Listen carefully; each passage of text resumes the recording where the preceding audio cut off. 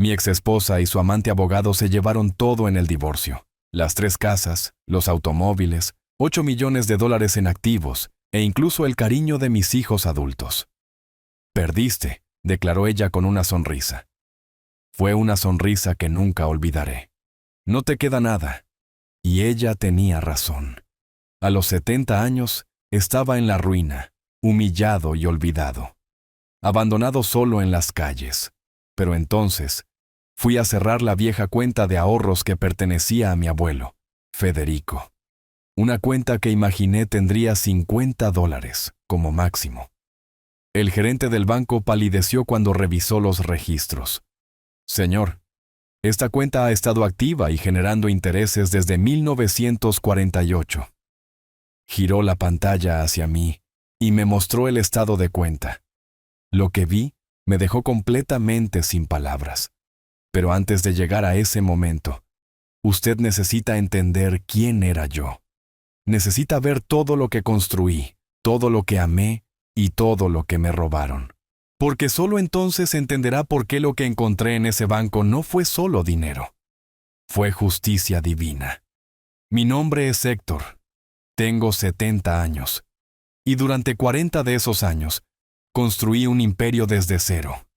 Comencé vendiendo seguros de puerta en puerta bajo el sol implacable de la gran ciudad, vistiendo un traje prestado y zapatos que me quedaban 2 tallas grandes. Caminaba 20 kilómetros al día, tocaba 100 puertas y escuchaba 99 rechazos. Pero ese único sí, ese único cliente que confió en mí, valía oro. Ahorré cada centavo durante 5 años hasta que pude abrir mi propia agencia. Luego vinieron las inversiones inmobiliarias en tiempos en que nadie apostaba por ciertos vecindarios. Compré propiedades que otros consideraban basura y las pulí hasta convertirlas en joyas. Para cuando cumplí 50 años, era dueño de 3 propiedades en las mejores zonas de la costa. Conducía un automóvil de lujo negro que brillaba como un espejo, y tenía más dinero en el banco del que mi padre ganó en toda su vida. Pero de lo que más orgulloso estaba no eran las propiedades ni los coches de lujo. Era mi familia. Valeria y yo nos casamos cuando yo tenía 35 años. Ella era hermosa, con esos ojos verdes que parecían leer tu alma, y una risa que podía iluminar cualquier habitación. Nos conocimos en una cena de negocios. Yo estaba nervioso, tratando torpemente de impresionar a un cliente importante cuando derramé vino tinto sobre el mantel blanco. Todos se quedaron en silencio. Pero ella se rió, una risa genuina y cálida, y dijo, por fin, alguien con el valor de arruinar algo perfecto. Esa noche, supe que me casaría con ella. Tuvimos 2 hijos. Sofía llegó primero, con los ojos de su madre y mi terquedad. 3 años después, nació Mateo, callado y observador, pero con un corazón enorme.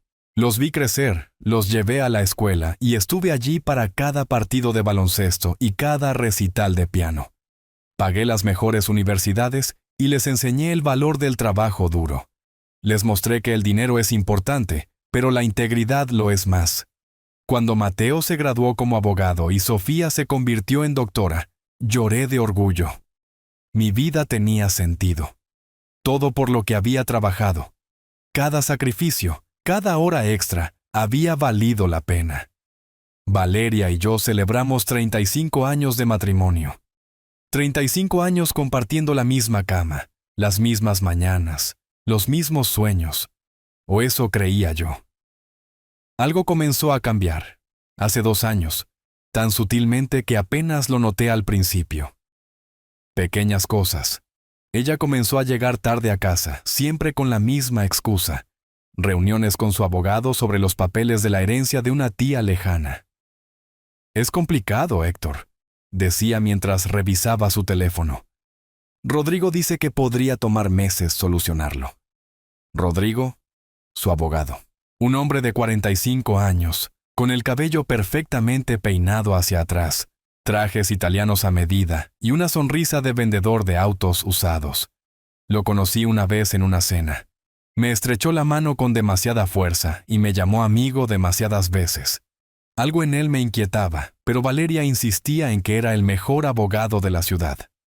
Las reuniones se hicieron más frecuentes, 2 veces por semana, luego 3 veces, luego casi todos los días. Ella se arreglaba más de lo habitual para ir a verlo. Perfume nuevo. Vestidos que no recordaba haberle comprado. Cuando le preguntaba, se reía y decía, «Ay, Héctor, ¿te estás volviendo paranoico? No puedo simplemente verme bien». Y yo quería creerle. Después de 35 años juntos, quería creer que mi esposa no me mentiría, que el amor que habíamos construido era más fuerte que cualquier tentación. Pero el amor a veces nos ciega, y yo estaba completamente ciego. Una noche, llegué a casa temprano. Ella no me esperaba hasta las 9, pero cerré un trato rápidamente, y decidí sorprenderla con una cena en su restaurante favorito. Entré por la puerta principal, mis llaves tintinearon contra la mesa de la entrada. Escuché su risa proveniente del estudio.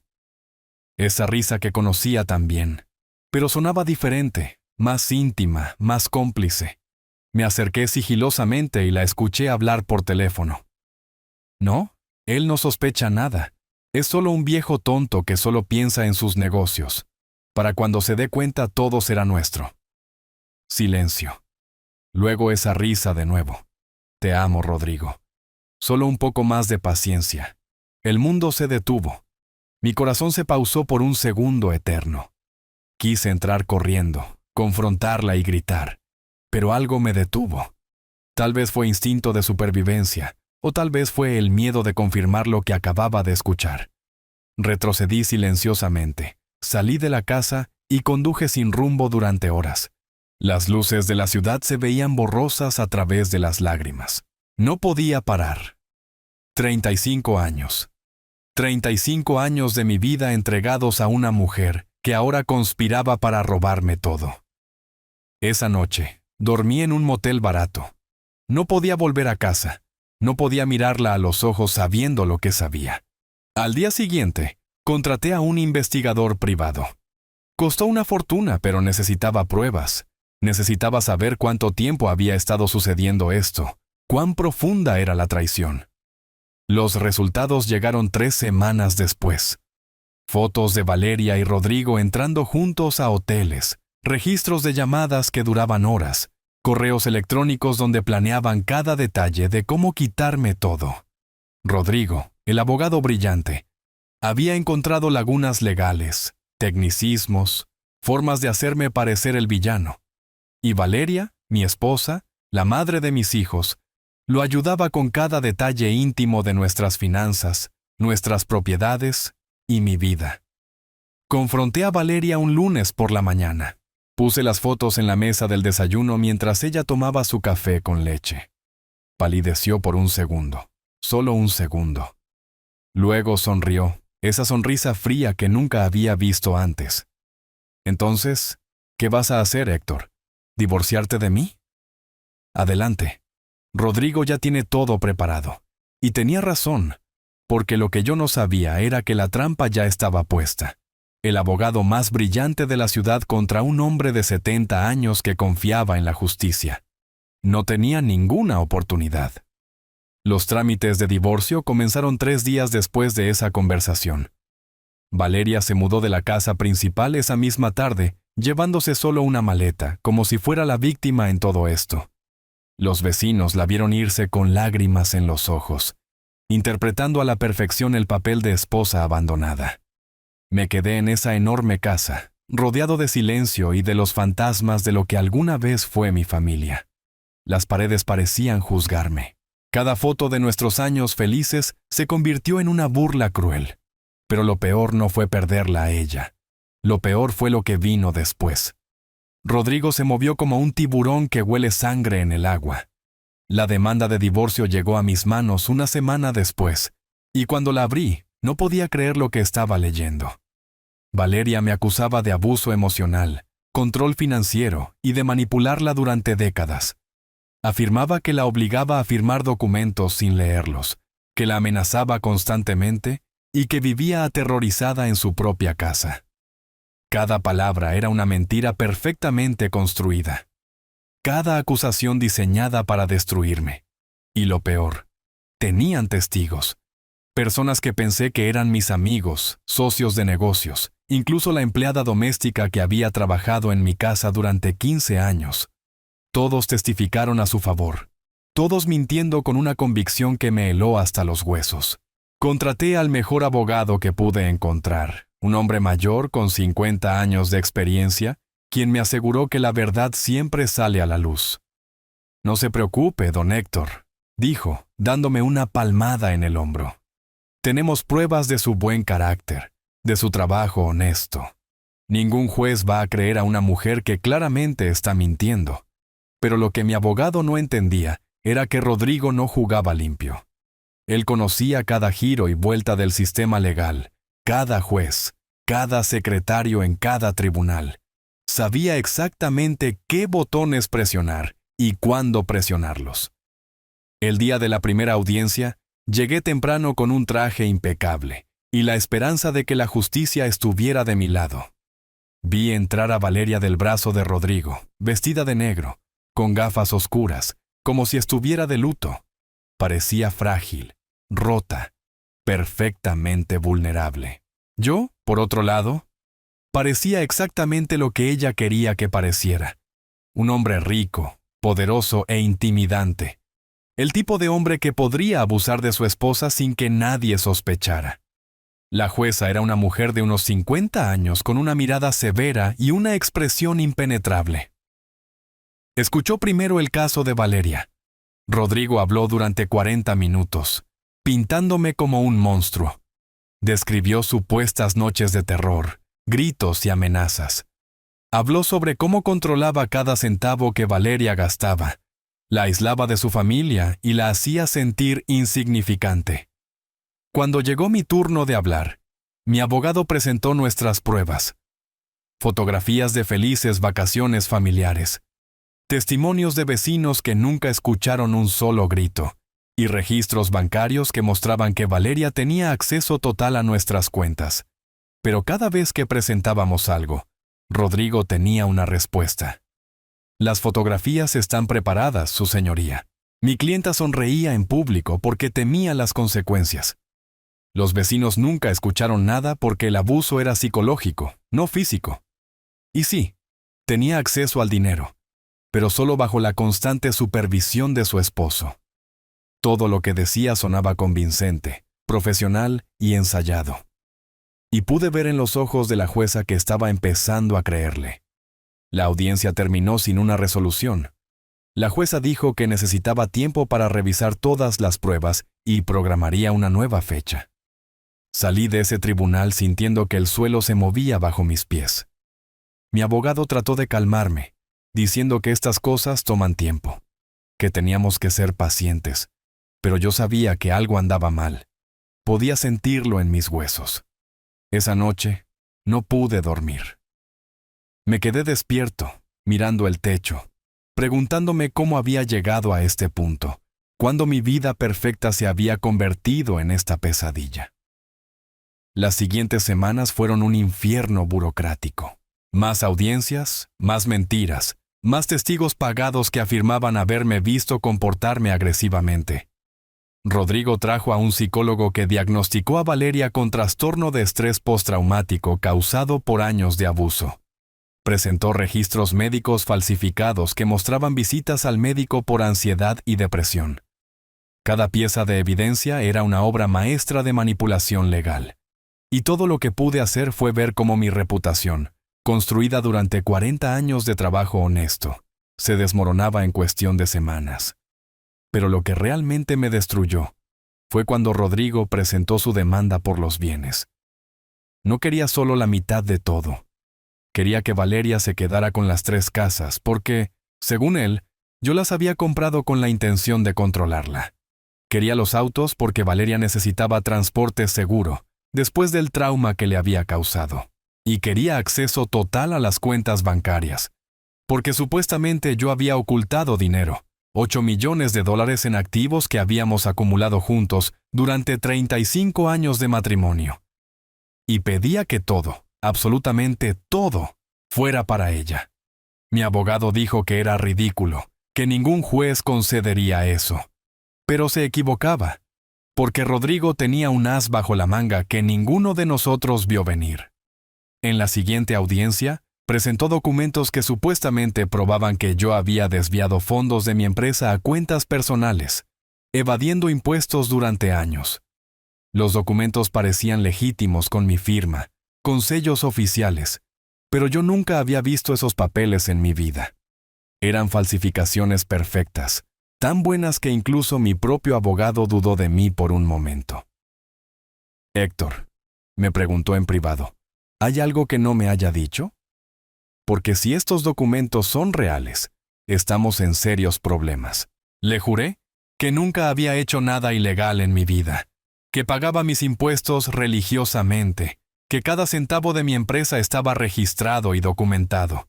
Pero Rodrigo había hecho su trabajo demasiado bien. Los documentos falsos parecían tan reales que la jueza ordenó una investigación completa de mis finanzas. Durante 3 meses, los auditores revisaron cada transacción, cada recibo, cada movimiento bancario de los últimos 10 años. Y aunque no encontraron nada ilegal, el daño ya estaba hecho. Mi reputación estaba destruida. Los periódicos locales publicaron artículos sobre el empresario acusado de fraude y abuso. Los clientes cancelaron contratos. Los socios comerciales dejaron de devolver mis llamadas. Mi nombre, que una vez había abierto puertas, ahora las cerraba de golpe. Y luego vino lo peor de todo. Sofía y Mateo, mis hijos, mis bebés, se pusieron del lado de su madre. Valeria les llenó la cabeza de mentiras. Les dijo que yo había sido un padre ausente y controlador, que ella había sufrido en silencio durante años para protegerlos. Y le creyeron. O tal vez no le creyeron, pero el dinero habla más fuerte que la sangre. Valeria les prometió parte de la herencia si testificaban a su favor. Y lo hicieron. Mi hija, la doctora, que estudió con mi dinero, se paró frente a la jueza y dijo que yo era emocionalmente distante, que nunca le mostré amor real. Mi hijo, el abogado que debería entender cómo funciona la manipulación legal, declaró que había visto signos de control a lo largo de su infancia. Sus palabras me atravesaron como cuchillos. Cada mentira que pronunciaban era una puñalada directa al corazón. La audiencia final llegó un viernes gris de noviembre. El cielo estaba cubierto de nubes oscuras, como si el universo supiera lo que venía. La sala del tribunal estaba llena. Valeria y Rodrigo se sentaron al otro lado con expresiones de victoria apenas contenidas. Mis hijos estaban en la primera fila, sin mirarme. Mi abogado estaba a mi lado con una carpeta que se sentía terriblemente delgada en comparación con la montaña de documentos que Rodrigo había presentado. La jueza entró y todos nos pusimos de pie. Se sentó, abrió su carpeta y comenzó a leer el veredicto con una voz monótona que no traicionaba ninguna emoción.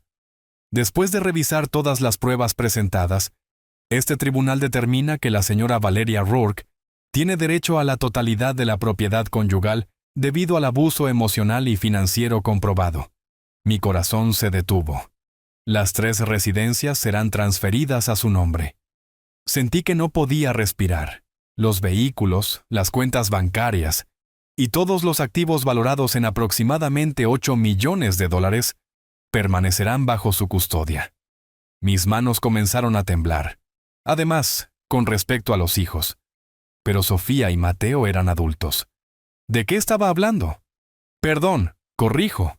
Este tribunal recomienda que los hijos adultos mantengan distancia del demandado hasta que complete el tratamiento psicológico obligatorio.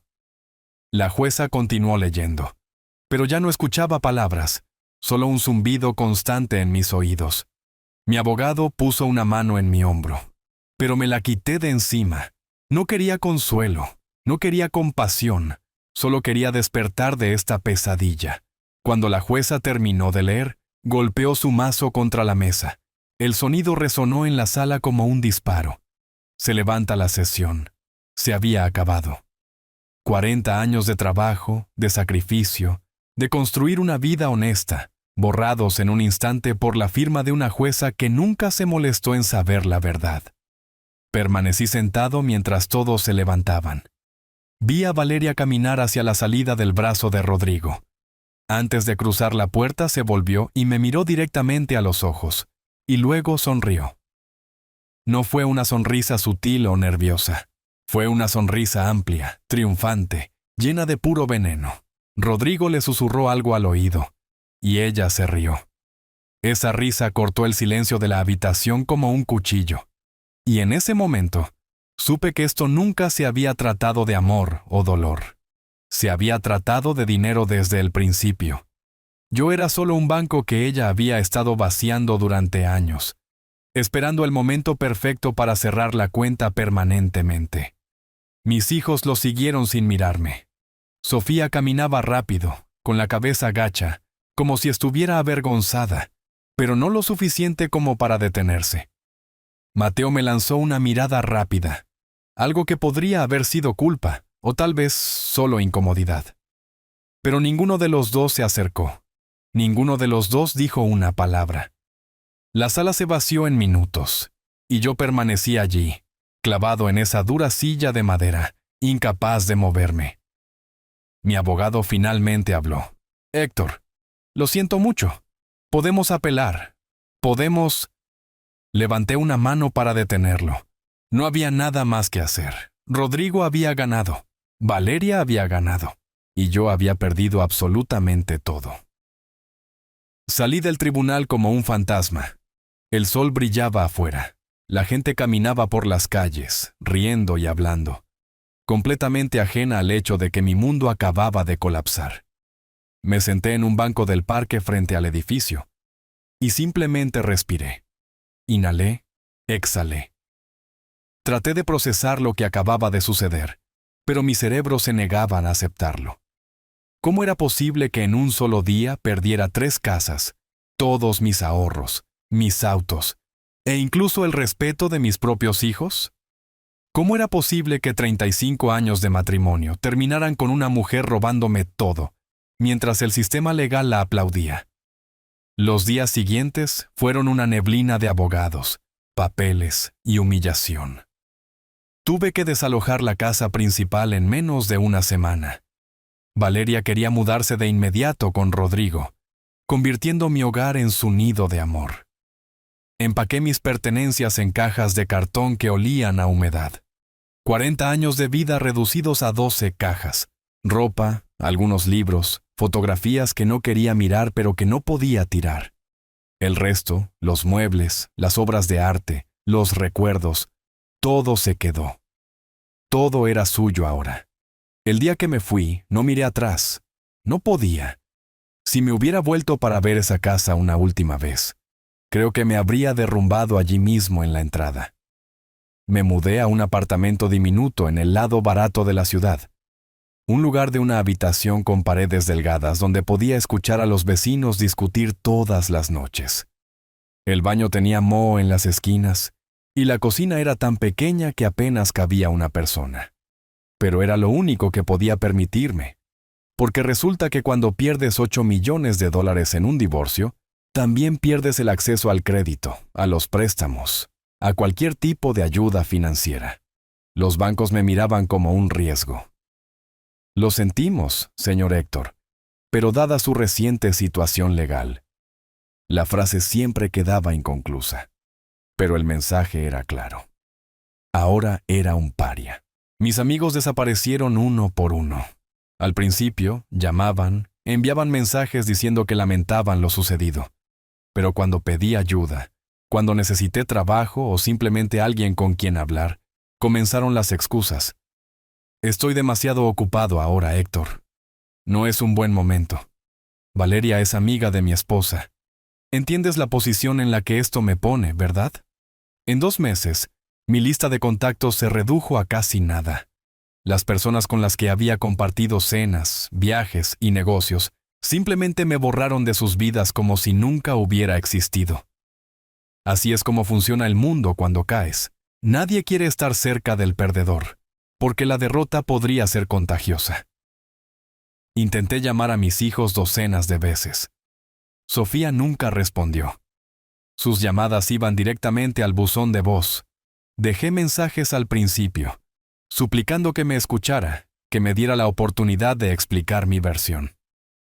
Pero después de 20 mensajes sin respuesta, dejé de intentarlo. Mateo respondió una vez, solo una vez. Su voz sonaba fría, distante. Papá, mamá nos contó todo. ¿Cómo la manipulaste durante años? ¿Cómo le hiciste creer que no era nada sin ti? Necesito tiempo para procesar esto. Le dije que todo era mentira, que su madre y Rodrigo lo habían orquestado todo. Él suspiró. Eso es exactamente lo que diría un manipulador. Y colgó. No volvió a contestar mis llamadas. Las noches eran lo peor.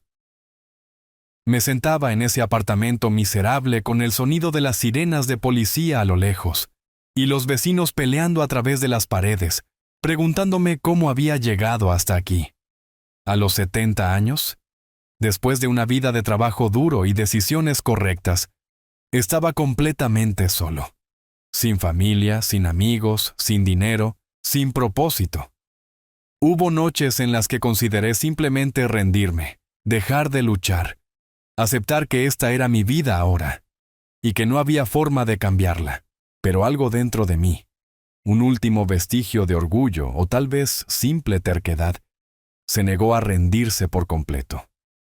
Busqué trabajo, pero nadie quería contratar a un hombre de 70 años con un escándalo legal reciente. Está sobrecualificado. Buscamos a alguien más joven. Su situación personal es complicada. Traducción: eres viejo, problemático y un riesgo. Terminé haciendo trabajos ocasionales, reparaciones menores para vecinos, moviendo muebles. Una vez pasé un fin de semana entero pintando una casa por $200.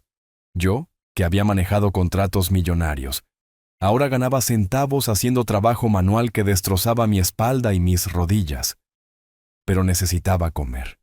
Necesitaba pagar el alquiler de ese agujero que llamaba hogar.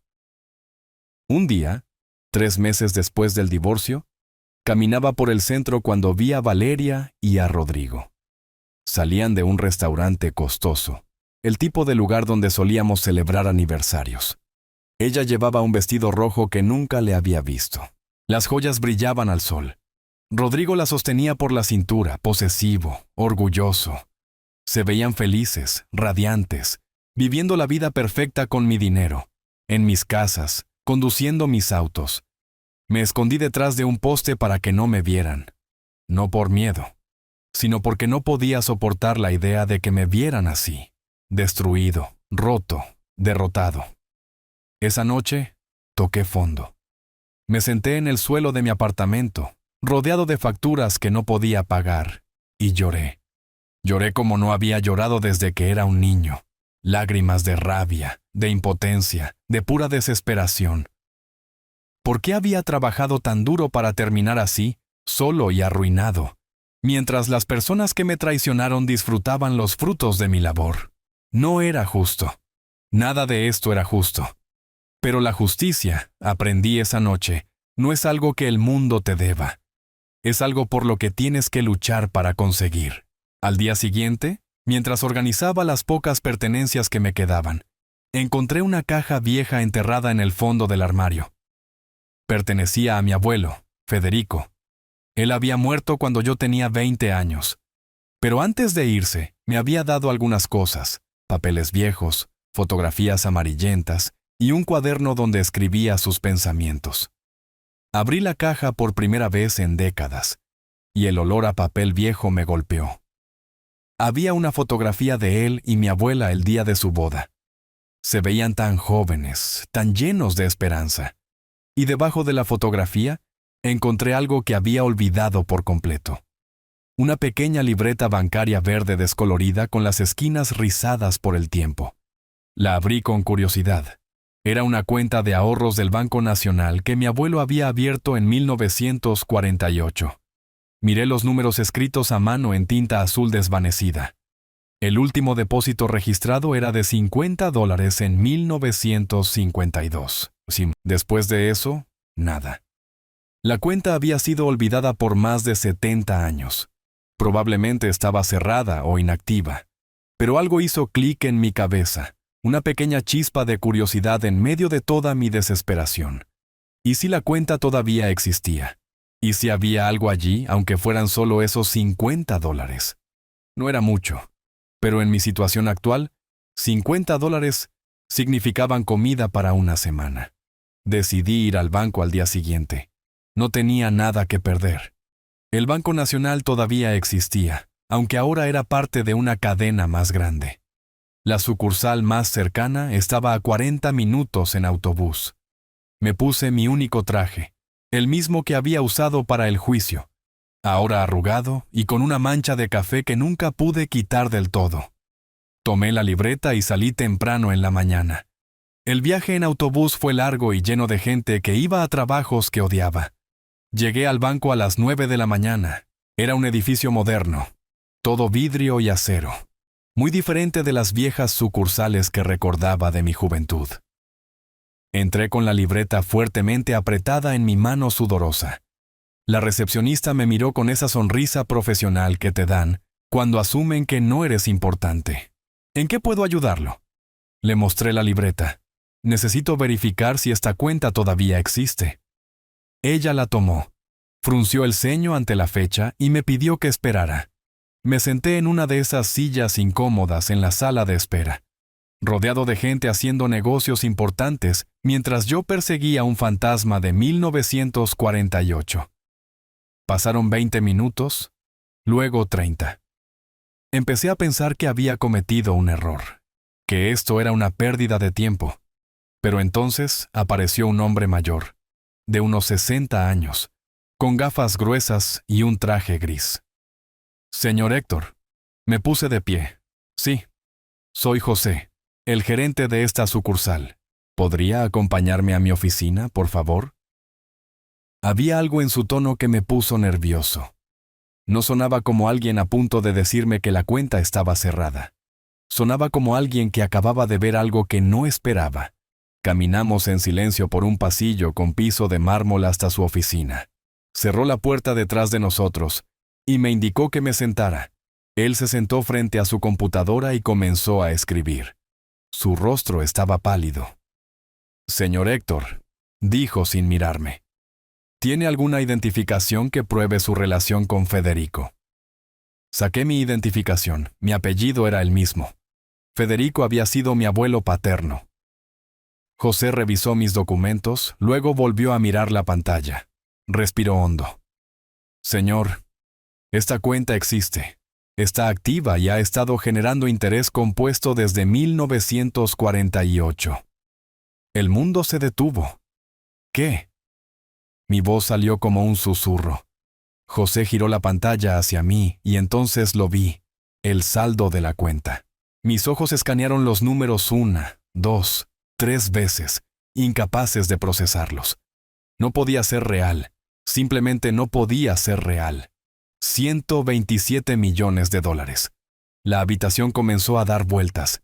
Sentí que no podía respirar. Eso no puede ser correcto. Mi voz temblaba. José asintió lentamente. Lo verifiqué 3 veces. Su abuelo depositó $50 en 1948. La cuenta nunca se cerró. Ha estado acumulando intereses durante 77 años. Con la tasa de interés original del banco y los cambios en las políticas a lo largo de las décadas, la cantidad ha crecido exponencialmente. No podía hablar, no podía pensar. $127 millones. Una cuenta olvidada, un trozo de papel verde que había estado guardado en una caja durante décadas mientras yo luchaba, trabajaba y levantaba un imperio desde cero. Y todo ese tiempo, esta fortuna había estado esperando silenciosamente por mí. «Hay algo más», dijo José. Se levantó y fue a un archivador antiguo en la esquina de su oficina. Sacó una carpeta amarillenta y extrajo un sobre sellado de ella. Esto estaba adjunto a la cuenta, instrucciones específicas de su abuelo. Debía ser entregado al beneficiario cuando accediera a la cuenta por primera vez. Tomé el sobre con manos temblorosas. Estaba sellado con lacre rojo antiguo, del tipo que ya nadie usa. Mi nombre estaba escrito en el frente con la elegante caligrafía de mi abuelo. Héctor, para abrir cuando más lo necesites. Rompí el sello. Dentro había una carta escrita en papel fino. Las letras escritas con tinta que se había desvanecido pero que aún era legible. Comencé a leer, y las lágrimas comenzaron a caer antes de que pudiera detenerlas. Mi querido Héctor, si estás leyendo esto, significa que encontraste lo que dejé para ti. Y si lo encontraste, significa que lo necesitas. Sé lo que es ser traicionado por aquellos en quienes confías. Me pasó con mi socio de negocios en 1945. Se llevó todo. Mi negocio, mis ahorros. Incluso trató de llevarse a tu abuela. El dolor de esa traición casi me destruyó. Pero aprendí algo importante. Los hombres malos pueden tomar todo lo que ven, pero nunca pueden tomar lo que no saben que existe. La carta continuaba. Abrí esta cuenta en secreto en 1948, con los últimos $50 que me quedaban. Era todo lo que tenía en el mundo, pero no la abrí para mí. La abrí para ti, el nieto que aún no había nacido, pero que sabía que vendría algún día. Sabía que el tiempo y el interés harían su trabajo. Sabía que algún día, cuando más lo necesitaras, esta cuenta estaría aquí esperándote. Porque la verdadera riqueza no es lo que muestras al mundo, es lo que guardas en silencio para los tiempos oscuros. Héctor, si estás leyendo esto en un momento de dolor, quiero que sepas algo. La traición duele porque amamos profundamente, pero ese mismo amor que nos hace vulnerables también nos hace fuertes. No dejes que la amargura te consuma. Usa este dinero no para buscar venganza, sino para reconstruirte. Usa tu dolor como combustible, no como veneno. Y recuerda siempre, los que te traicionaron ya han perdido, porque perdieron a un hombre de honor, y eso es algo que ninguna cantidad de dinero puede comprar. La carta terminaba con una línea que me rompió por completo. Sé el hombre que sé que puedes ser. Sé el hombre que yo ya no pude ser. Te amo incluso antes de conocerte. Tu abuelo Federico. Doblé la carta y la presioné contra mi pecho sollozando. José tuvo la decencia de mirar hacia otro lado, dándome un momento de privacidad en mi colapso emocional. Mi abuelo lo había previsto todo, como si supiera que un día yo sería traicionado, como si hubiera visto el futuro y hubiera dejado este bote salvavidas, esperándome en el momento exacto en que lo necesitaría. José esperó hasta que me recompuse. Me ofreció un pañuelo y un vaso de agua. Señor Héctor, necesitaremos procesar algunos documentos para transferir los fondos a una cuenta activa a su nombre. Para una cantidad de este tamaño, el proceso puede tomar unos días. También recomendaría contratar a un asesor financiero y probablemente a un abogado para manejar los aspectos legales. Un abogado. La palabra me hizo sonreír amargamente. Había tenido suficiente de abogados, pero José tenía razón. Necesitaba proteger esto. Necesitaba asegurarme de que nadie, especialmente Valeria y Rodrigo, pudiera tocar este dinero. ¿Hay alguna manera de mantener esto confidencial?, pregunté. José asintió. Absolutamente. Las leyes de privacidad bancaria son muy estrictas. Nadie sabrá de esta cuenta a menos que usted lo revele, y le aconsejaría encarecidamente que no lo haga hasta que tenga toda la protección legal necesaria. Era exactamente lo que necesitaba escuchar, porque en ese momento, sosteniendo la carta de mi abuelo y mirando el estado de cuenta que cambiaría mi vida, entendí algo fundamental. Esta no era solo una segunda oportunidad. Era una oportunidad para servir justicia de la manera correcta. Salí del banco 3 horas después con una carpeta llena de documentos y un secreto que pesaba más que cualquier fortuna. $127 millones. La cifra giraba en mi cabeza como un torbellino. Caminé por las calles sin rumbo, tratando de procesar lo que acababa de suceder. La gente pasaba a mi lado completamente ajena a que el anciano con el traje arrugado que caminaba entre ellos acababa de convertirse en multimillonario. Era surrealista. Solo 24 horas antes, Estaba resolviendo cómo pagar el alquiler del próximo mes. Ahora tenía más dinero del que podía gastar en varias vidas, pero algo en mí había cambiado. No sentía euforia. No sentía la necesidad de celebrar o de gastar. Sentía algo mucho más profundo y oscuro. Sentía claridad. Por primera vez en meses mi mente estaba completamente clara, y en esa claridad entendí exactamente lo que tenía que hacer. Valeria y Rodrigo me habían quitado todo, porque pensaban que no tenía nada más que perder. Estaban equivocados. Y ahora les iba a mostrar cuán caro es subestimar a un hombre que ha tocado fondo y ha encontrado oro en lugar de oscuridad. Lo primero que hice fue mudarme.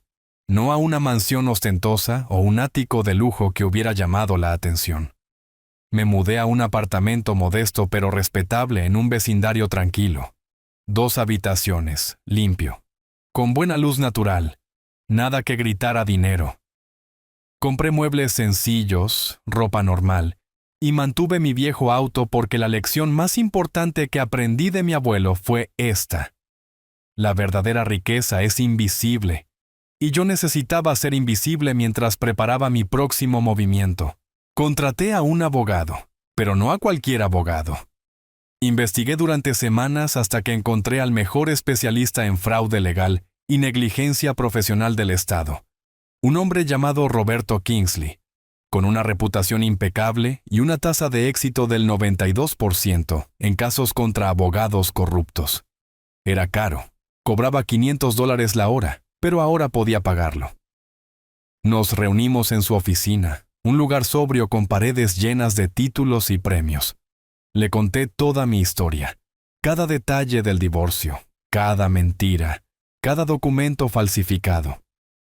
Roberto escuchó en silencio tomando notas ocasionales. Cuando terminé, se reclinó en su silla y me miró con una expresión seria. Señor Héctor, lo que me está describiendo es un caso claro de negligencia legal y posible fraude. Si podemos probar que el abogado, Rodrigo Vance, falsificó documentos y manipuló el proceso judicial, no solo podríamos revertir el divorcio, sino que él enfrentaría cargos criminales. Asentí. Eso es exactamente lo que quiero. Pero necesito que esto se haga en silencio. Nadie puede saber que tengo recursos hasta que sea el momento adecuado. Roberto sonrió por primera vez. Entiendo perfectamente y, casualmente, tengo algunos contactos que podrían ayudarnos.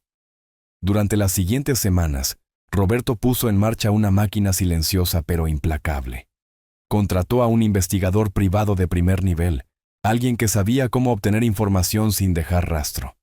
El investigador comenzó a seguir a Rodrigo, revisando sus casos pasados y hablando con antiguos clientes. Y lo que encontró fue mejor de lo que yo había esperado, mucho mejor. Resultó que yo no era la única víctima de Rodrigo. En los últimos 10 años, había manipulado al menos otros 7 casos de divorcio, utilizando tácticas similares. Documentos falsificados, testigos pagados y pruebas fabricadas. Siempre se salía con la suya porque sus víctimas terminaban tan destruidas financiera y emocionalmente que no tenían recursos para contraatacar. Pero nosotros teníamos recursos, y lo más importante, teníamos paciencia. El investigador recopiló testimonios de esas otras víctimas. Algunos aceptaron hablar cuando se enteraron de que alguien finalmente iba tras Rodrigo. Otros tenían miedo, pero con el tiempo y la garantía de protección legal, comenzaron a abrirse. También encontramos algo interesante sobre Valeria. Resultó que ella y Rodrigo habían estado planeando esto durante más de 3 años. Correos electrónicos, mensajes de texto, registros de llamadas, todo meticulosamente guardado en servidores que pensaban que nadie revisaría. El investigador era bueno en su trabajo, muy bueno. Obtuvo acceso legal a registros que mostraban transferencias de dinero sospechosas, reuniones secretas e incluso fotografías de ellos juntos, que databan de mucho antes de que yo sospechara algo. La evidencia era abrumadora, pero Roberto me aconsejó esperar. Tenemos que construir un caso hermético. Si nos movemos demasiado rápido, Rodrigo podría destruir pruebas o huir. Necesitamos cada pieza en su lugar antes de atacar. Así que esperé y mientras esperaba, hice algo más. Comencé a reconstruir mi relación con mis hijos, pero no de la manera obvia. No los llamé suplicando perdón o tratando de comprar su afecto. En cambio, contraté a un investigador diferente para averiguar qué estaba pasando en sus vidas. Descubrí que Sofía tenía problemas en el trabajo. Un superior la estaba acosando y ella no sabía cómo manejarlo sin arriesgar su carrera. Mateo había invertido en un negocio que estaba fallando y tenía deudas que no podía pagar. Valeria, por supuesto, no los estaba ayudando. Estaba demasiado ocupada gastando mi dinero con Rodrigo.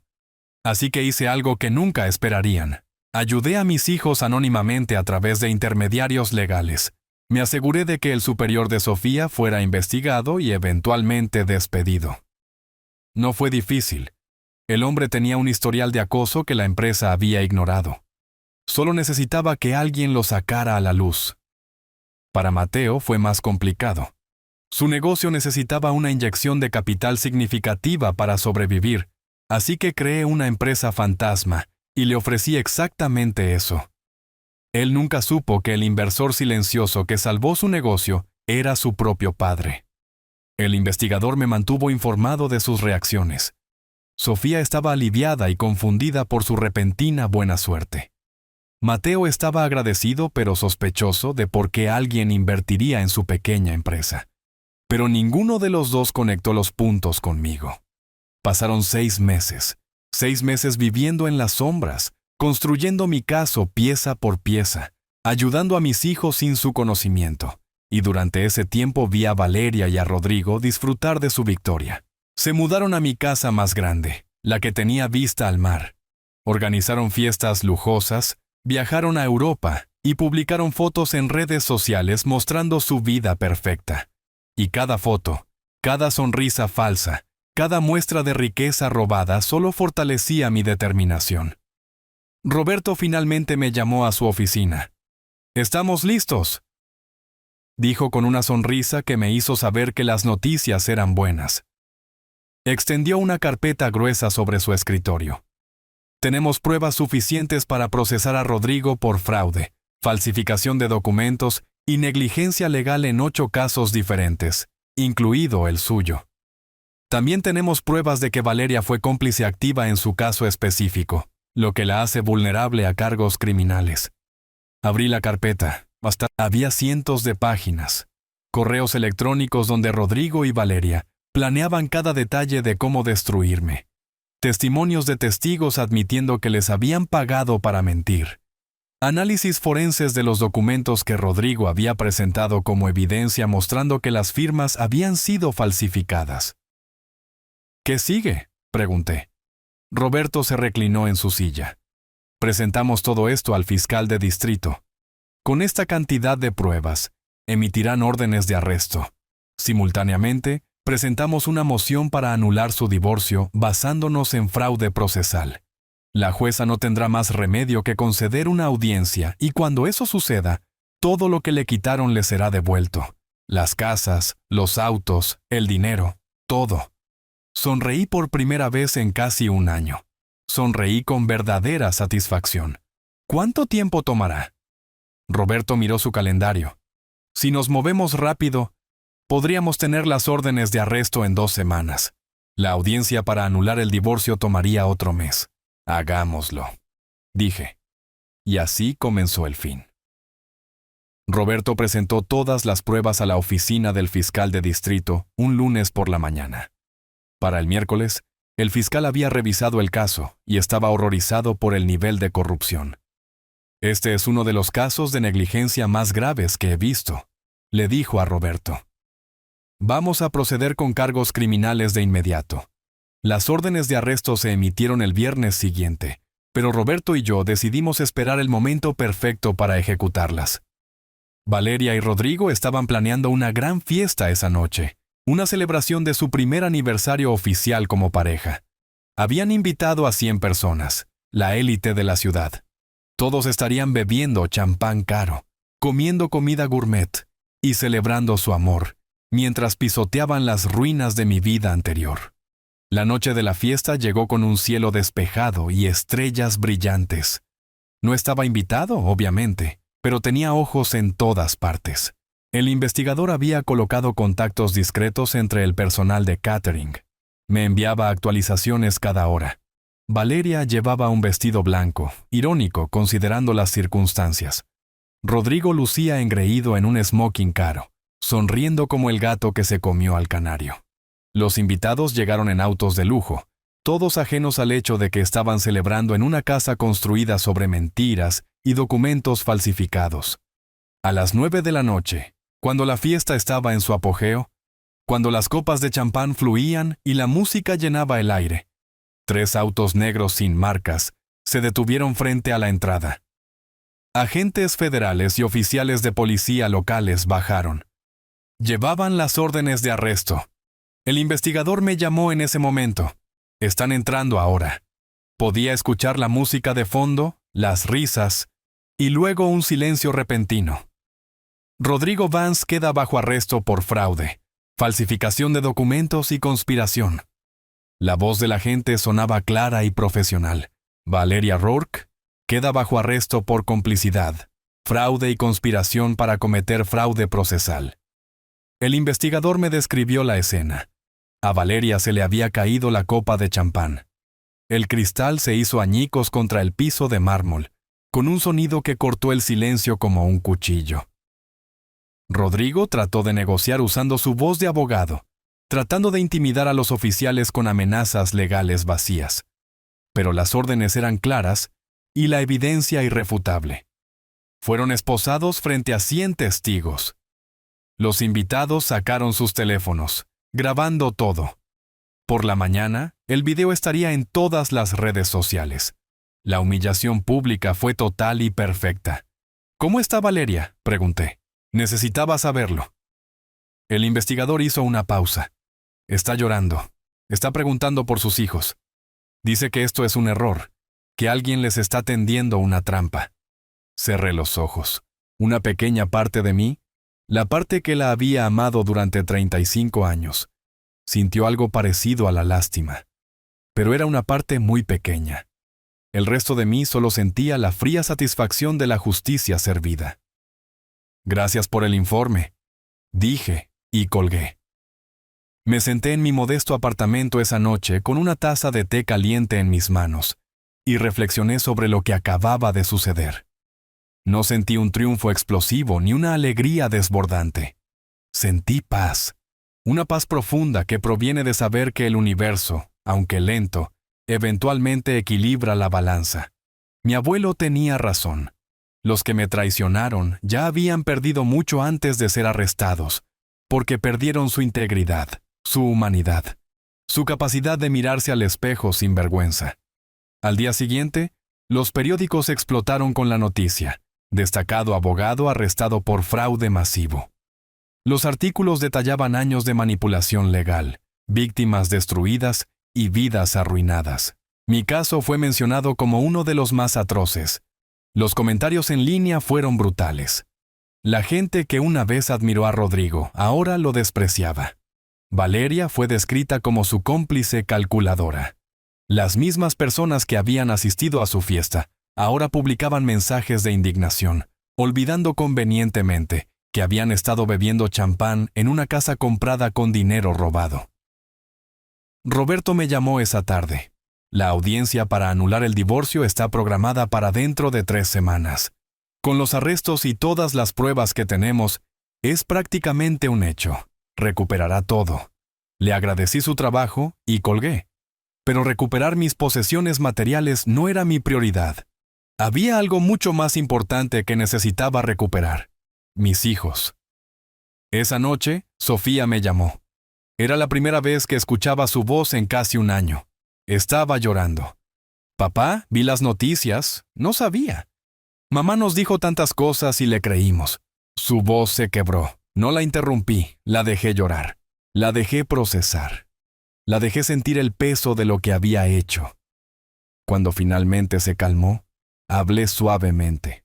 Sofía, tu madre te manipuló igual que me manipuló a mí. No te culpo. Eran sus hijos y querían creerle. Yo no hubiera hecho lo mismo en su lugar. Ella sollozó más fuerte. Fuimos tan crueles contigo. Te dimos la espalda cuando más nos necesitabas. ¿Cómo puedes perdonarnos? Cerré los ojos, porque te amo. Y el amor real perdona, incluso cuando duele. Pero necesito que entiendas algo. El perdón no significa que todo vuelva a ser como antes. Tendremos que reconstruir nuestra relación desde cero y eso tomará tiempo. Mateo me llamó una hora después. Su tono era diferente al de Sofía. Había vergüenza, pero también algo más. Respeto. Papá, el inversor que salvó mi negocio. Fuiste tú, ¿verdad? No respondí directamente. ¿Importa quién fue? Hizo una pausa larga. Sí, porque significa que incluso cuando te dimos la espalda, cuando te abandonamos en tu peor momento, seguiste cuidándonos. No porque esperaras algo a cambio, sino porque eso es lo que hacen los padres reales. Su voz se quebró. Lo siento, papá. Dios, lo siento tanto. Les dije a ambos que nos veríamos pronto, que hablaríamos de todo con calma, pero que ahora necesitaba tiempo para procesar mi propia sanación. ¿Entendieron? O al menos dijeron que entendieron. El tiempo mostraría si realmente lo hacían. La audiencia para anular el divorcio llegó más rápido de lo esperado. La sala del tribunal era la misma donde había perdido todo hace un año. Pero esta vez yo era diferente. Entré con la cabeza en alto, vistiendo un traje nuevo y bien planchado, con Roberto a mi lado llevando 3 carpetas gruesas de pruebas. La jueza era diferente. Una mujer mayor con una mirada sabia que revisó el caso con meticuloso cuidado. Valeria y Rodrigo no estaban presentes. Seguían en la cárcel esperando el juicio. Sus abogados defensores parecían derrotados incluso antes de que comenzara la audiencia. Sabían que no tenían caso. Roberto presentó todas las pruebas, los documentos falsificados con análisis forenses, los testimonios de testigos admitiendo que les habían pagado para mentir, los correos electrónicos donde Valeria y Rodrigo planeaban cada detalle, y las víctimas anteriores de Rodrigo testificando sobre tácticas idénticas. La jueza escuchó todo en silencio, su expresión volviéndose más severa con cada pieza de evidencia. Cuando Roberto terminó, la jueza se quitó las gafas y nos miró directamente. En mis 30 años como jueza, rara vez he visto un caso de fraude procesal tan descarado y calculado. Lo que se le hizo al señor Héctor no fue solo un divorcio injusto. Fue un robo sistemático orquestado a través de la manipulación del sistema legal. Hizo una pausa, dejando que sus palabras resonaran. Este tribunal anula el divorcio en su totalidad. Todos los bienes conyugales, activos y acuerdos de custodia se declaran nulos y sin efecto. Además, ordeno una investigación completa sobre la jueza que presidió el caso original por posible complicidad o negligencia grave. El mazo golpeó la mesa. El sonido fue diferente esta vez. No fue el sonido de mi mundo colapsando. Fue el sonido de la justicia finalmente siendo servida. Salí de ese tribunal con mis propiedades legalmente restauradas, mi nombre limpio y algo más valioso que cualquier posesión material. Salí con mi dignidad intacta, porque nunca sucumbí a la amargura. Nunca busqué venganza violenta. Simplemente dejé que la verdad hiciera su trabajo. Y la verdad, como siempre, fue más poderosa que cualquier mentira. Esa noche regresé a mi modesto apartamento. Podría haberme mudado de nuevo a una de mis casas recuperadas de inmediato, pero decidí esperar. Quería saborear este momento. Quería recordar lo que se sentía estar en el fondo antes de volver a la cima, porque ese recuerdo me mantendría humilde. Me recordaría que la fortuna puede cambiar en un instante y que lo único que realmente importa es quién eres cuando nadie está mirando. Los días siguientes fueron una extraña mezcla de resolución legal y curación personal. Las 3 casas volvieron a mi nombre. Los autos, aunque Valeria y Rodrigo los habían usado durante un año, todavía estaban registrados bajo mi propiedad gracias a tecnicismos legales que Roberto manejó brillantemente. Las cuentas bancarias eran más complicadas porque habían gastado millones, pero el tribunal ordenó la devolución de todo lo que quedaba más compensación por daños. No es que necesitara ese dinero. Todavía tenía los 127 millones de la cuenta de mi abuelo, intactos, esperando en silencio. Decidí no revelar esa cuenta. No todavía, tal vez nunca, porque había aprendido la lección más valiosa de mi vida. El dinero visible te convierte en un objetivo. El dinero invisible te hace invencible. Me mudé de nuevo a mi casa principal, la que tenía vista al mar, pero algo había cambiado en mí. Las habitaciones que una vez me llenaron de orgullo, ahora se sentían vacías. Los muebles caros, las obras de arte, los pisos de mármol, todo parecía superficial. Había vivido en un apartamento de una habitación y había sido igual de feliz, tal vez más feliz, porque en ese apartamento no había fantasmas de traiciones pasadas. Contraté a una empresa de limpieza profunda, no solo para limpiar físicamente, sino simbólicamente. Quería borrar cada rastro de Valeria y Rodrigo de ese espacio. Doné los muebles que habían usado, repinté las paredes, cambié las cerraduras, obviamente, pero también cambié la energía del lugar. Cuando terminaron, la casa se sentía nueva, como un lienzo en blanco esperando una segunda oportunidad. Sofía y Mateo vinieron a visitarme un sábado por la tarde. Fue incómodo al principio. Nos sentamos en la sala de estar, el mismo lugar donde solíamos tener cenas familiares, y el silencio pesaba como una roca entre nosotros. Sofía habló primero. «¿Papá? Ni siquiera sé por dónde empezar a disculparme». Levanté una mano para detenerla. «Empiecen por ser honestos conmigo y con ustedes mismos. ¿Por qué me creyeron? ¿Por qué fueron capaces de creer lo que su madre dijo?» Mateo miró al suelo. Porque era más fácil creerle a ella que enfrentar la posibilidad de que nos hubiera mentido toda la vida. Si mamá podía mentir sobre ti, significaba que podía mentirnos sobre cualquier cosa y eso era aterrador. Su honestidad me sorprendió.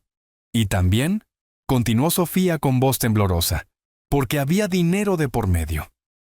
Mamá nos prometió parte de la herencia si la apoyábamos, y nosotros aceptamos. El silencio que siguió fue denso. Aprecié su honestidad, pero dolió escucharla. Mis propios hijos me habían vendido por dinero. ¿Y ahora?, pregunté. ¿Ahora que saben la verdad, cómo se sienten? Sofía comenzó a llorar.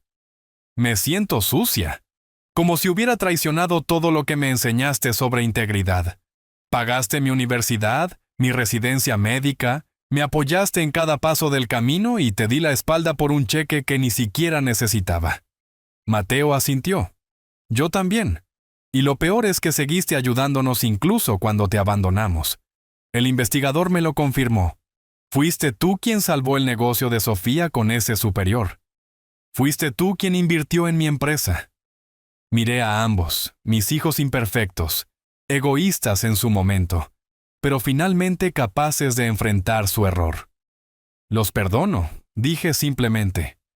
Pero el perdón no significa que todo vuelva a ser como antes. Tendremos que reconstruir la confianza y eso tomará tiempo, tal vez años. ¿Están dispuestos a hacer ese trabajo? Ambos asintieron con lágrimas en los ojos. Lo que sea necesario, dijo Mateo. El tiempo que sea necesario, agregó Sofía. Y así comenzó el lento proceso de curación familiar. No fue fácil ni rápido. Hubo conversaciones difíciles, silencios incómodos y momentos donde el dolor del pasado resurgía como una ola inesperada. Pero gradualmente, semana tras semana, comenzamos a encontrar un nuevo ritmo. Mientras tanto, el caso criminal contra Valeria y Rodrigo avanzaba. El fiscal había construido un caso sólido con las 8 víctimas anteriores testificando. Los medios cubrieron cada detalle del juicio. Rodrigo trató de negociar una declaración de culpabilidad a cambio de una sentencia reducida, pero el fiscal rechazó la oferta. Querían un juicio completo, un ejemplo público de lo que sucede cuando los abogados corrompen el sistema. El juicio duró 3 semanas. Asistí todos los días de testimonio, no por venganza, sino para cerrar el ciclo. Necesitaba verlo hasta el final, ver la justicia funcionar como debería haberlo hecho desde el principio. Valeria se veía diferente en el juicio. sin maquillaje costoso, sin vestidos de diseñador, solo el uniforme naranja de la prisión que aplastaba cualquier pretensión de glamour. Me miró una vez desde el estrado de los acusados. Nuestros ojos se encontraron, y vi algo que no había esperado. Arrepentimiento real. No del tipo teatral que la gente muestra para reducir su sentencia, sino algo más profundo. La comprensión de que había destruido 35 años de vida compartida por avaricia y lujuria. Miré hacia otro lado. No porque la odiara, sino porque ya no sentía nada por ella. Y esa indiferencia era más definitiva que cualquier odio. Rodrigo, por otro lado, nunca mostró remordimiento. Incluso cuando los testigos describían cómo había arruinado sus vidas, permaneció impasible, arrogante, convencido de que su inteligencia lo salvaría de las consecuencias. Pero la inteligencia astuta es solo una herramienta afilada en manos peligrosas. Y el sistema legal, aunque lento, eventualmente corta a quienes intentan manipularlo. El veredicto llegó un viernes lluvioso. El jurado deliberó solo 4 horas. Culpable de todos los cargos. Rodrigo fue sentenciado a 20 años de prisión, sin posibilidad de libertad condicional durante los primeros 10. Valeria recibió 8 años por complicidad. Cuando la jueza leyó las sentencias, Rodrigo finalmente perdió la compostura. Gritó que era injusto, que tenía contactos, que esto no había terminado. Los guardias tuvieron que sacarlo a la fuerza mientras continuaba gritando amenazas vacías. Salí del tribunal ese día y respiré el aire fresco de la tarde. La lluvia había parado y el sol comenzaba a aparecer a través de las nubes. Simbólico, pensé. Roberto me esperaba en las escaleras. Justicia servida, dijo con una sonrisa satisfecha. Justicia servida, repetí. Pero sabía que la verdadera justicia no había sido la sentencia de prisión. Había sido el proceso de mantener mi integridad intacta mientras el mundo colapsaba a mi alrededor. Esa fue la verdadera victoria. Con el caso criminal cerrado y mis propiedades restauradas, finalmente tuve tiempo para pensar en el futuro. ¿Qué hace un hombre de 70 años con 127 millones de dólares y una segunda oportunidad en la vida? Podría haber viajado por el mundo, comprado más propiedades y vivido en un lujo excesivo. Pero nada de eso me llamaba. En cambio, recordé las palabras de mi abuelo en su carta. Usa este dinero no para buscar venganza, sino para reconstruirte. Había logrado la primera parte. Ahora era el momento de la segunda. Decidí crear una fundación. La llamé la Fundación Federico en honor al hombre que había previsto mi caída y plantado la semilla de mi salvación 77 años antes. La misión de la fundación era simple, pero poderosa. Ayudar a las víctimas de divorcios fraudulentos y negligencia legal. Proporcionar recursos legales gratuitos a personas que no podían pagar abogados de alta calidad. Crear un sistema de apoyo para aquellos que habían sido destruidos por el mismo sistema que se suponía debía protegerlos. Invertí $20 millones inicialmente en la fundación. Contraté a los mejores abogados, investigadores y trabajadores sociales. Abrimos oficinas en 5 ciudades principales. En el primer año ayudamos a 43 personas a anular divorcios fraudulentos o procesar a abogados corruptos. Cada caso ganado era una pequeña victoria contra la injusticia sistémica, y cada persona ayudada era un recordatorio de por qué había sobrevivido a mi propia pesadilla. No para acumular riqueza, sino para usar esa riqueza como una herramienta para el cambio real. La fundación creció más rápido de lo que había anticipado. Las historias de personas destruidas por abogados sin escrúpulos eran innumerables. Cada semana llegaban docenas de solicitudes de ayuda. Madres que habían perdido a sus hijos debido a acusaciones falsas. Padres arruinados financieramente por divorcios manipulados. Y ancianos despojados de los ahorros de toda su vida por tutores legales corruptos. Cada historia era un espejo de mi propia experiencia y cada una reforzaba mi compromiso con esta misión. Contraté a Roberto como director legal de la fundación. Aceptó con entusiasmo, diciendo que en 30 años de carrera nunca había tenido la oportunidad de hacer tanto bien con tal respaldo financiero. La mayoría de las víctimas de fraude legal pierden no solo por falta de pruebas, sino por falta de recursos para luchar, explicó mientras revisábamos casos en su nueva oficina en la fundación. Estamos nivelando el campo de juego. Estamos dando a la gente común las mismas armas a las que los ricos siempre han tenido acceso. Justicia real. Uno de los primeros casos que manejó la fundación fue el de una mujer llamada Gloria.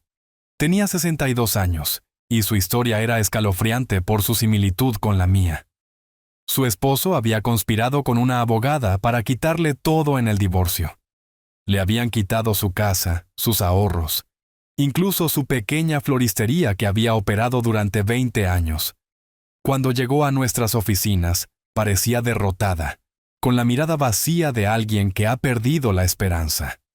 Roberto y su equipo revisaron su caso y encontraron las mismas tácticas que Rodrigo había usado conmigo: documentos falsificados, testigos pagados y manipulación procesal. Tomó 6 meses, pero ganamos su caso. La sentencia de divorcio fue anulada, sus propiedades restauradas, y la abogada corrupta enfrentó cargos criminales. El día que Gloria recuperó las llaves de su tienda, vino a la fundación con un ramo de flores frescas. Tenía lágrimas en los ojos mientras me las entregaba. Señor Héctor, usted me devolvió mi vida, no solo mi tienda o mi casa. Me devolvió la fe en que todavía hay gente buena en el mundo. Yo también tenía lágrimas en los ojos. Gloria, solo hice por usted lo que alguien hizo por mí hace 77 años. Estoy pagando una deuda con mi abuelo. Historias como la de Gloria se multiplicaron. Cada caso exitoso atraía más atención a la fundación. Los medios comenzaron a cubrir nuestro trabajo. Los periódicos escribieron artículos sobre el ángel vengador de los divorcios injustos. Los programas de televisión me invitaron a entrevistas. Al principio rechacé todas las invitaciones. No buscaba fama ni reconocimiento, pero Roberto me convenció de aceptar algunas. Su historia tiene poder, me dijo. Si la comparte, inspirará a más víctimas a buscar ayuda y presionará al sistema legal para que se reforme. Tenía razón. Acepté una entrevista en un programa de noticias nacional. La periodista, una mujer seria de unos 40 años, me preguntó cómo me sentía respecto a Valeria y Rodrigo ahora que estaban en prisión. No siento satisfacción al verlos encarcelados, respondí honestamente. Siento alivio de que no puedan dañar a más personas. Y siento tristeza por el desperdicio de potencial humano. Rodrigo podría haber sido un gran abogado ayudando a la gente. Valeria podría haber sido la compañera fiel. Pero eligieron el camino fácil de la avaricia y ahora pagan el precio. La entrevista se volvió viral. Millones de personas la vieron y la compartieron. Los comentarios fueron abrumadoramente positivos. Personas compartiendo sus propias historias de traición y divorcio. Otras elogiando mi respuesta mesurada y falta de amargura. Algunos críticos dijeron que debería estar más enojado, más vengativo. Pero había aprendido algo crucial durante mi año en el infierno. La amargura es un veneno que te tomas tú mismo esperando que mate a tu enemigo, y yo me negaba a envenenarme. La exposición mediática trajo algo inesperado. Cartas, cientos de cartas de personas agradeciendo mi trabajo, compartiendo sus historias y ofreciendo donaciones a la fundación. Una carta en particular me tocó el corazón. Era de una mujer de 70 años que había perdido todo en un divorcio fraudulento 30 años antes. Nunca pude recuperarme, escribió con letra temblorosa. Pero saber que usted está ayudando a otros me da paz. Me hace sentir que mi sufrimiento no fue completamente en vano, si inspiró a alguien como usted a crear esta fundación. Respondí personalmente, agradeciéndole por compartir su historia y ofreciéndole apoyo si aún lo necesitaba. Mientras la fundación florecía, mi relación con Sofía y Mateo también sanaba lentamente. Empezamos con cenas semanales, conversaciones cuidadosas donde reconstruíamos la confianza palabra por palabra. Mateo trajo a su esposa, una mujer amable que no había estado presente durante el divorcio, y me trataba sin el peso de la culpa. Sofía finalmente me presentó a su novio, un maestro de escuela que me recordaba a mí mismo cuando era joven. Trabajador, honesto y sin pretensiones. Un domingo, después de una cena particularmente agradable, Sofía me hizo una pregunta que había estado evitando. «Papá, ¿cómo sobreviviste ese año? Cuando perdiste todo, cuando estabas solo en ese horrible apartamento. ¿Qué te mantuvo en pie?» Lo pensé cuidadosamente antes de responder. Honestamente, hubo días en los que no quería seguir. Días en los que el dolor era tan grande que solo quería rendirme. Pero entonces recordé algo que mi abuelo me dijo cuando era niño.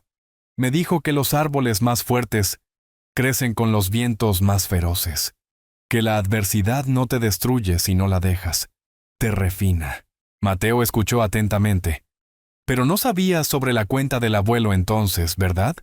Seguiste adelante sin saber que había salvación esperándote. Asentí. Exactamente. Y esa es la lección más importante. No puedes vivir esperando milagros. Tienes que seguir caminando incluso en la oscuridad más profunda, confiando en que eventualmente encontrarás la luz. A veces esa luz viene de lugares inesperados, pero solo la encuentras si sigues caminando. Sofía tenía lágrimas en los ojos. Te fallamos cuando más nos necesitabas y aún así nos perdonaste. ¿Cómo? Porque el perdón no es un regalo para ustedes, expliqué. Es un regalo para mí. La amargura me habría destruido más eficazmente que cualquier cosa que Valeria o Rodrigo hicieran. Perdonarlos me liberó. Me permitió avanzar sin cargar ese peso. El silencio que siguió fue cómodo, contemplativo. Estábamos sanando. No completamente, tal vez nunca completamente, pero lo suficiente. Lo suficiente para ser una familia de nuevo, diferente de la que éramos antes, pero quizás más fuerte precisamente porque habíamos sido rotos y reconstruidos.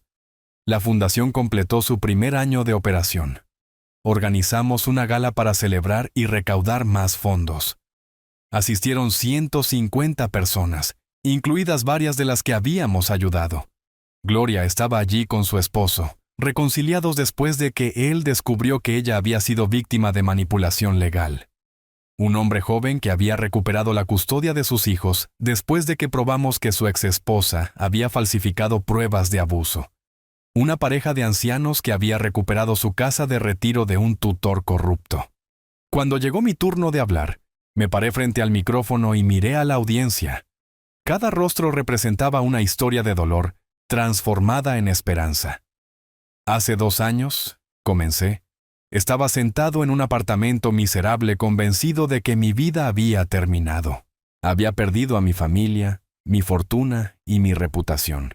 Lo único que me quedaba era mi integridad, y me aferré a ella como un náufrago se aferra a un trozo de madera en medio del océano. Hice una pausa, dejando que las palabras resonaran. Pero resulta que la integridad es lo único que realmente necesitas, porque la integridad atrae ayuda, atrae oportunidades, atrae justicia y, eventualmente, atrae paz. Esta fundación existe porque mi abuelo Federico tuvo la sabiduría de plantar una semilla hace 77 años. Una semilla que creció en silencio esperando el momento exacto en que más se necesitaría. Ahora estamos plantando semillas. Cada persona que ayudamos, cada caso que ganamos, cada vida que reconstruimos, es una semilla que crecerá y florecerá en formas que no podemos predecir. Y ese, concluí con voz emocionada, es el verdadero legado. No el dinero que dejamos atrás, sino las vidas que tocamos. El aplauso fue ensordecedor y sincero. La gente se puso de pie, algunos lloraban, otros sonreían con esa sonrisa que proviene de encontrar esperanza donde solo había desesperación. Cuando bajé del escenario, Sofía y Mateo me esperaban. Me abrazaron juntos, algo que no habían hecho desde que eran niños pequeños. «Estamos orgullosos de ti, papá», susurró Sofía, y en ese momento sentí que finalmente había cerrado el círculo.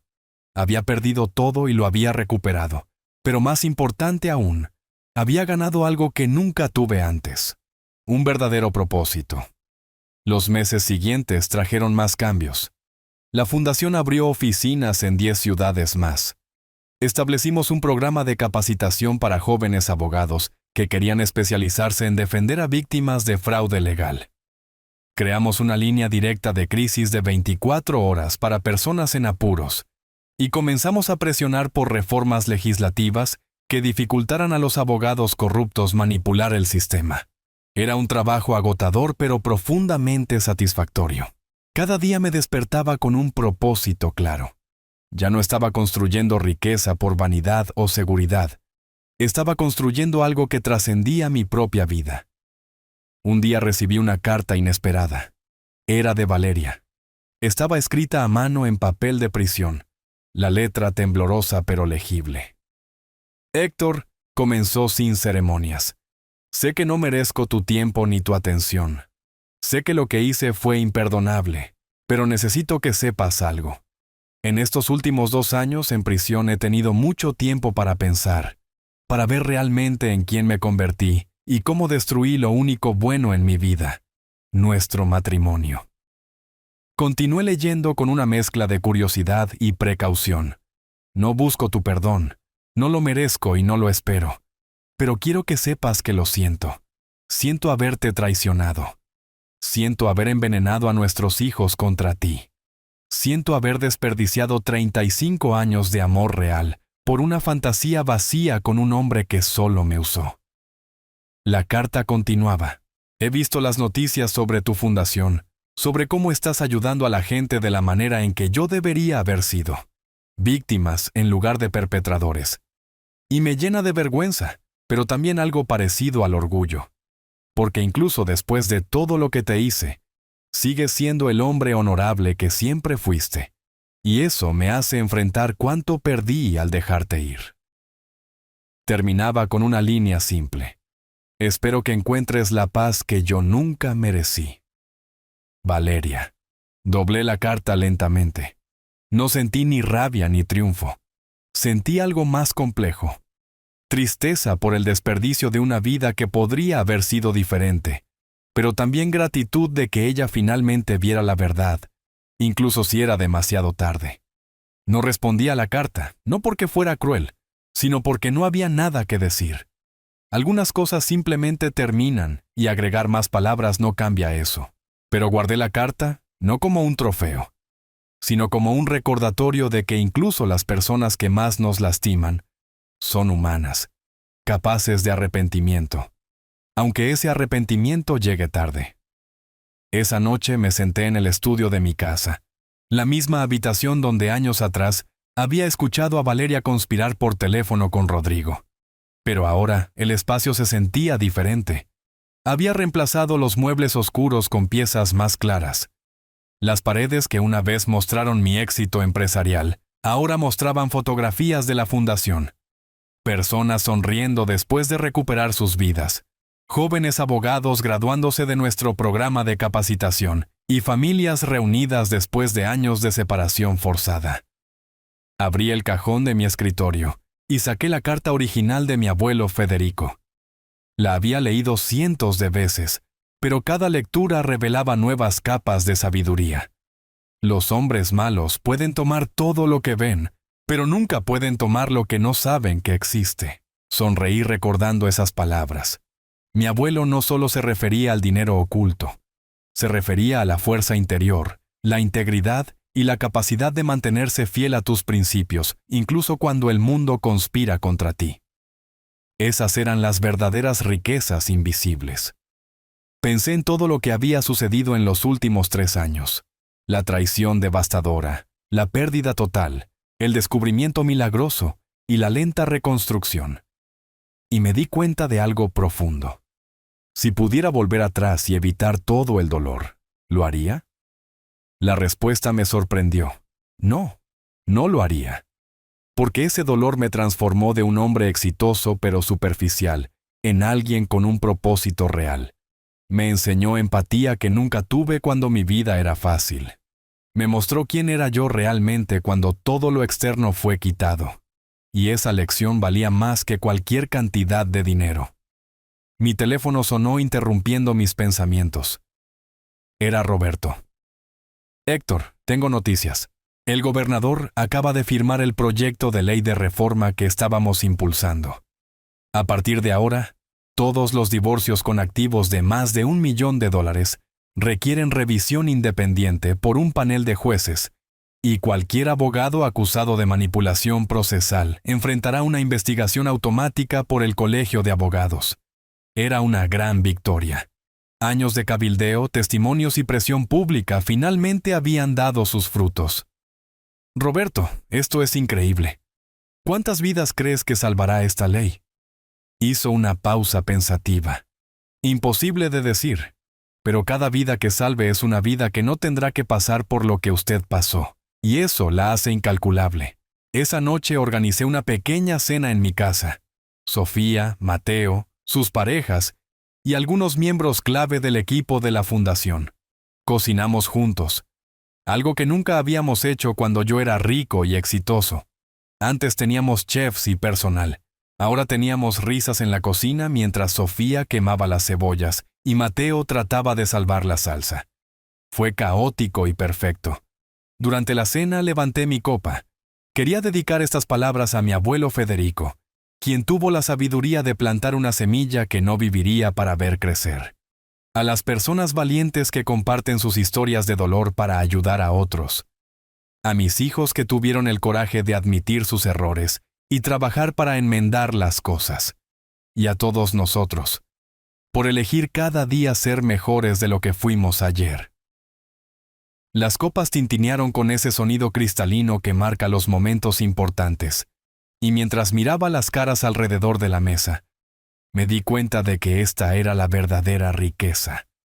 No los 127 millones en el banco, no las casas ni los autos, sino estas conexiones humanas reconstruidas después de romperse, más fuertes precisamente porque habían sobrevivido a la fractura.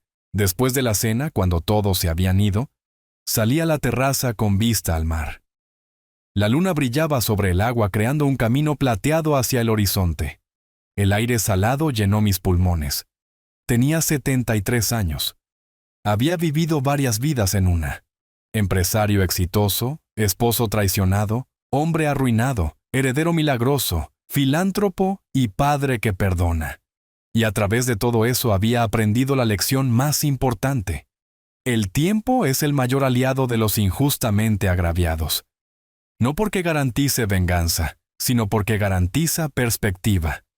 El tiempo te muestra que las personas que te traicionaron, se traicionaron a sí mismas primero, que perdieron mucho más de lo que te quitaron, que la verdadera victoria no está en verlos caer, sino en permanecer de pie sin convertirte en lo que ellos son. Recordé las últimas palabras de la carta de mi abuelo. Sé el hombre que sé que puedes ser. Y sonreí porque finalmente entendí lo que significaba. No significaba ser perfecto. Significaba estar completo. Significaba levantarse cada vez que caes. Significaba perdonar cuando es más difícil. Significaba usar tu dolor como combustible para ayudar a otros, en lugar de como veneno para destruirte a ti mismo. El océano continuaba su ritmo eterno, olas llegando y retrocediendo, llegando y retrocediendo. Constante, paciente, imparable. Como la justicia cuando finalmente llega. Como el amor cuando es real. Como la esperanza cuando te niegas a soltarla. Entré a la casa, cerré la puerta detrás de mí y me fui a dormir con la conciencia tranquila. Porque hoy, como todos los días desde que encontré esa cuenta olvidada de 1948, entendí algo fundamental. Mi abuelo no me dejó dinero. Me dejó una lección sobre la paciencia, sobre la fe, sobre creer que incluso en los momentos más oscuros hay semillas plantadas hace mucho tiempo esperando el momento perfecto para florecer. Y esas semillas, cuando finalmente crecen, no solo te salvan a ti, salvan a todos los que tocas después. Ese es el verdadero milagro. No la fortuna oculta, sino la capacidad de transformar tu peor pesadilla en el mayor propósito de tu vida. ¿Te gustó mi historia y desde qué ciudad nos escuchas? Encontrémonos en los comentarios. Si te gustó la historia, puedes apoyarme enviando un súper gracias para que pueda seguir trayendo más historias como esta. Muchas gracias por su dulce apoyo. Espero sus comentarios sobre la historia. En la pantalla pueden ver 2 nuevas historias de vida que les recomiendo mucho. Hay mucho más en mi canal. No olviden suscribirse. Nos vemos en la próxima historia de vida. Con amor y respeto.